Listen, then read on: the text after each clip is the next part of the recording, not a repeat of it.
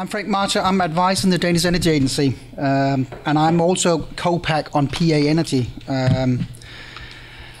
I am going to deliver a presentation on support schemes for renewable energy in Denmark, but I have to admit, first of all, that I'm not an expert in support schemes. I have put a paper, or Danish Energy Agency has presented a paper which is in the room on your chairs. And you can read more about the support schemes there, get more information from there. So I will just make a very brief presentation on the support schemes on renewable energy in Denmark. Good. As you said, Denmark has got very ambitious long-term goals, and that is that the Danish energy policy has as a goal, a long-term goal, that the entire energy supply, that means electricity, heating, industry and transport, has to be covered by renewable energy in 2050. At the moment, the current renewable energy share of final energy consumption is 24%.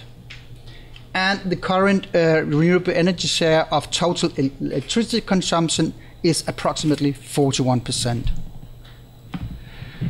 There has been an energy policy agreement from 22nd of March last year, which is covering the period from 2012 to 2020. And it has been adopted by 95% of the parliament members. And this is providing a solid framework for huge private and public investments in the coming years. The energy policy agreement contains, or I can say that the headline results for 2020 are that more than 35% of renewable energy in final energy consumption, and that is in 2020, approximately 50% of electricity consumption to be supplied by wind power in 2020, 7.6% reduction in gross energy consumption in relation to 2010, and a 34% reduction in greenhouse gas emission in relation to 1990. That also means that in 2030, coal is to be phased out and oil boilers are phased out.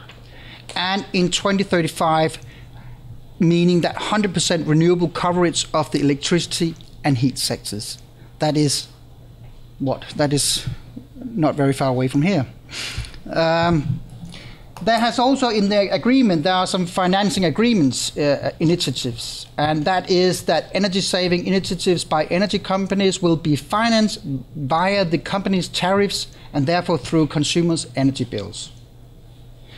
Expansion of renewables in electricity production will be financed through the public service obligation schemes, and state revenue loss as fossil fuels consumption drops will be replaced by a security of supply tax charged on all fuels for space heating.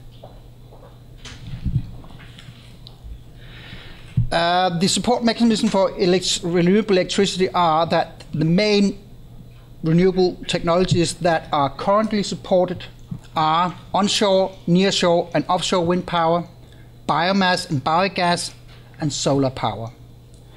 And the support varies according to type and maturity of the technology, support rate, and length of support period.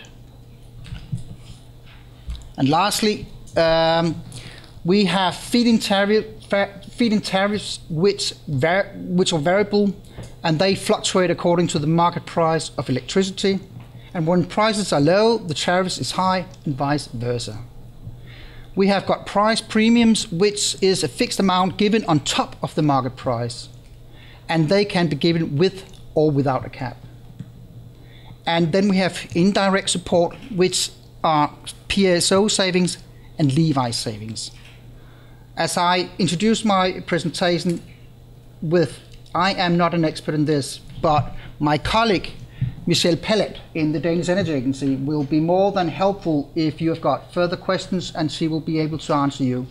But she and my colleagues from the Danish Energy Agency has also made this paper, which is in the room right now. It is, I think it's from April this year, and they are, I think they'll try to improve it or just put it up to today's information.